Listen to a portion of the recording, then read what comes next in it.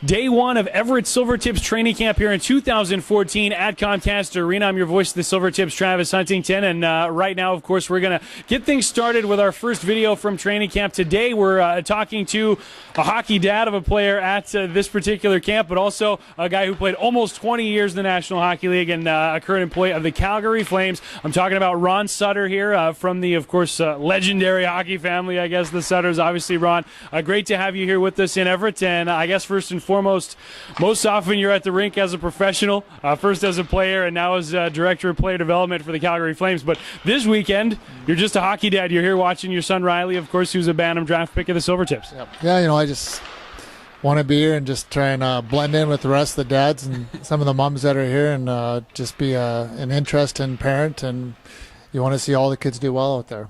Well, and I guess I'm curious from that standpoint, somebody who's been around the game for as long as you have at a professional level and now I guess at a staff level and what you do you have a hard time sometimes turning off the mind of the business side? Do you just kind of like to relax and watch? It's hard turning it off, but I think this week I'm going to try my best to turn it off. I know my wife and I talked about that yesterday, and it's it's fun to be here. This is a whole new experience for me, and I just want to be one of the dads. I don't want to be a guy who's going to get in the way. I just want to be a fan and watch and observe and try and learn something from the kids that are on the ice. Well, and Ron, I guess let's talk about your son Riley here, of course. Was drafted this past year by the Silvertips in the Bantam Draft, and obviously watching your son come up through the game after such a career for yourself and really your entire family. What's that like watching your boy try to make a crack of it in the Western Hockey League? Well, I think first of all it's an honor just to get the opportunity to come to a camp, get drafted. The Tips have they've built a great tradition here, and there's always going to be opportunities. So, I think he's a player that's kind of, he's obviously been around the game, but he's kind of taken a back seat to some of the other kids in the way that how his game has trended. I think his game has slowly progressed and he's improved every year. So. As a dad, you want to see that progression, and I think he's on the right path. He's been around the game. He was introduced to practices and being around the rink many, many times when he was a little boy growing up. So he's familiar with what's going on. He understands the pressures of it, and I think having cousins that have been through the game and are trying to make a name for themselves, he's no different than them. He just wants to come and make a name for himself, and more so than anything this camp, just be noticed. Well, and I would have to think, Ron, it must feel a little bit like you're coming full circle here. I mean, you started in the Western Hockey League in the early 80s. You won a WHL title with the Lethbridge Broncos, and here you are. Of course, things have changed quite a bit. The game has changed. The league has changed to where you're watching your son. What's most different, in your opinion, about the WHL or about junior hockey now from when you played? Well, the game has evolved so much, over the course of the year. I think it starts with the grassroots of hockey and, something that minor hockey systems, Canadian hockey in general, have learned and have started to get back to is the teaching part of it. I think the kids just can't be just hockey players. They've got to be athletes. And I think you see the kids on the ice that have good skill level, that have good eye-hand coordination, that have good instincts. Those are kids that have been around different sports, just not the game of hockey. And I think it all ties in together. And the coaching has improved, the video technology, everything's improved. Not many kids nowadays do not go through a summer without participating, whether it's power skating or some sort of skill development. So in that regard, it's changed.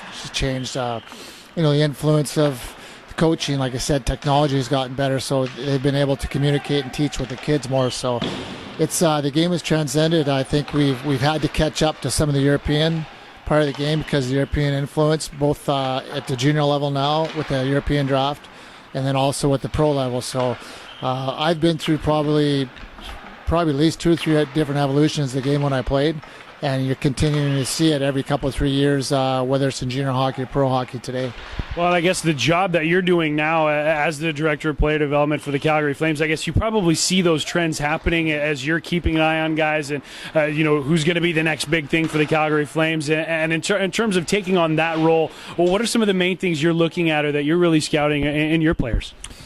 Well, most things just see what kind of kids they are in general when you draft them. You're looking at not just skill, you're looking at character and what type of kids they really are. And are they kids that are eager to learn? Or are they picking up things quick, whether it's the nutrition part of it or the training part of it? And the big thing in the commitment they got to make. You know, the commitment today is huge. You know, it can't be a 50-50 thing. It's got to be a 95-99% all bought in thing. So not many kids nowadays have summer jobs. You know, they have to make that commitment to training and nutrition, and they have to learn at a young age like these kids are now, 14, 15, 16 years old, 17. They have to learn to say no to their friends sometimes on going out, and they have to pick their spots and when they can go out. But it's a whole new ball game. It's ever changing, and the quicker these kids learn it at this age, 14, 15, 16, the better off you're going to be down the road. And you can separate those kids, which kids are going to be good pros and which kids aren't.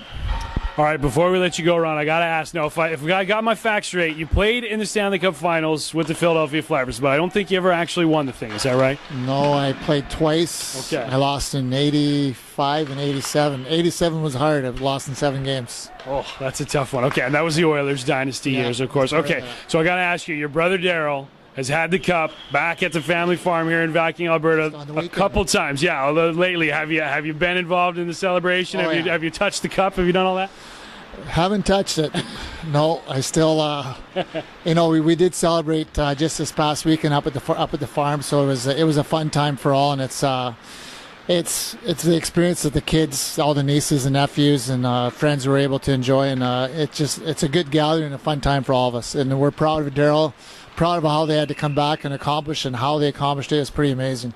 Well, pretty phenomenal hockey family, obviously, the Sutters. Ron, we really appreciate your time here. Great to have you in Everett, and we hope to see you and Riley down the road as well. Yeah, we hope so too. Thank you.